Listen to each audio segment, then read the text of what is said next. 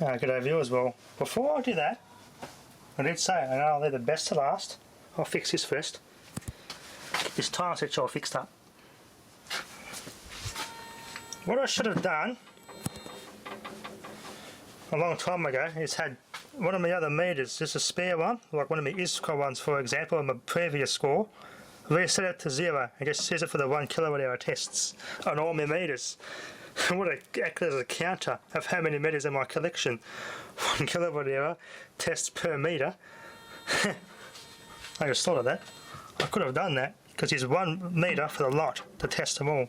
It would have acted as a counter for how many I've got in my collection. There's also something in there.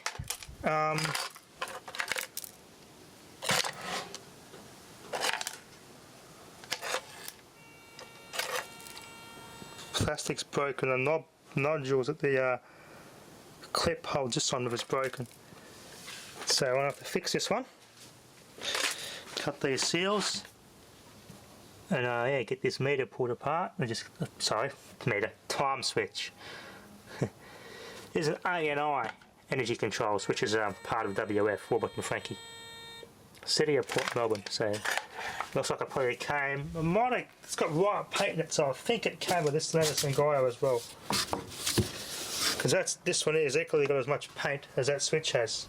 There's most likely would have came together on the same installation. Both from Port Melbourne, and then both got a lot of white paint all over them, so, and that was very dirty, so coincidentally they're from the same place. Kinda cool. Alright, let's get this thing opened up. Let's fix it. I'll have to get some super glue on that too. Well, hot glue, but I don't trust that. Yeah, I use some stronger glue. Hot glue is not really something you want to use for this because it doesn't stay on. It tends to fall off. Everything's accounted for. You can see the plastic here. The standoff is just completely sheared off. Quite neatly sheared off. The clips don't work anymore because the standoff is completely sheared off. It's pretty odd that it happened. It's most likely been dropped or something. Yeah, been dropped. 50 amp contactor in there.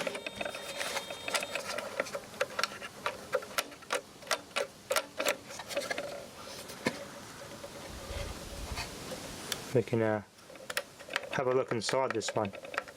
Might as well. Very well made inside there. Right, there's some resistors or something behind there. I've gotten warm. Discovered the circuit board. Wow. Big MOV goes in there. The main protection MOV. There's a power surge or something. Contacts are in really good condition. Very clean, as it should, because it's only been switching the tariff solenoid and the watt hour meter, so next to no load it's been switching. Little pico fuse in there. Bridge rectifier, sorry. Cool. It's got 4, yeah, it's a bridge rectifier.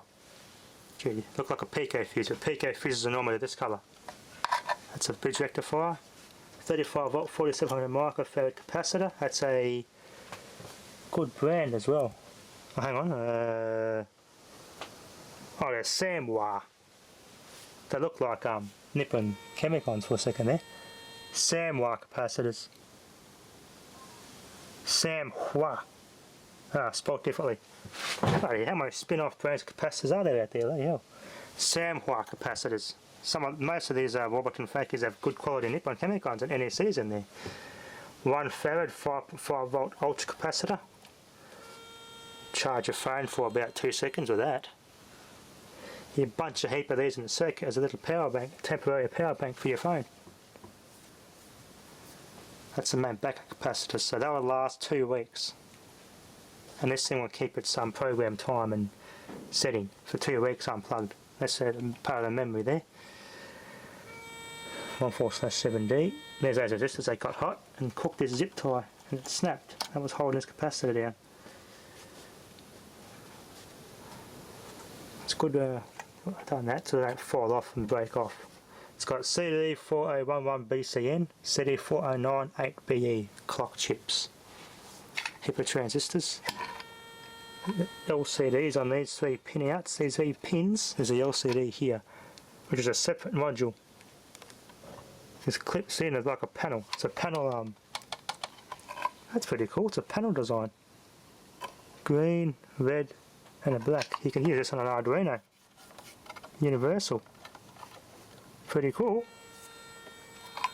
Heavy duty aluminium faceplate. See, the capacitor should be alright. What's the temperature on that? They look like standard 85 degrees Celsius. They are too, standard 85 degrees Celsius rated. They're normally 105 degrees Celsius ones in here.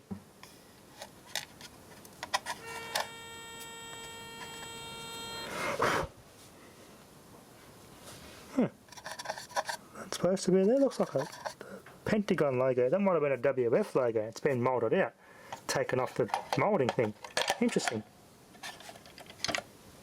That's just gluing down. Since A&I were part of Bob and Frankie, so that's the other brand name they used. They're now just called Energy Controls Limited. They're still around too, this company.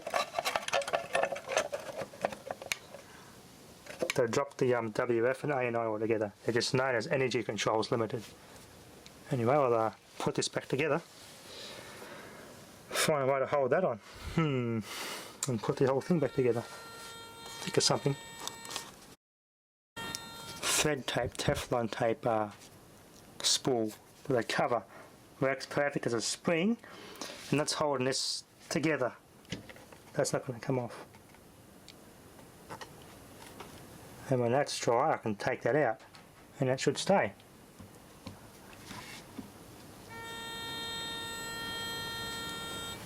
Clean up quite well. Anyway, that'll be enough for now. Thanks for watching.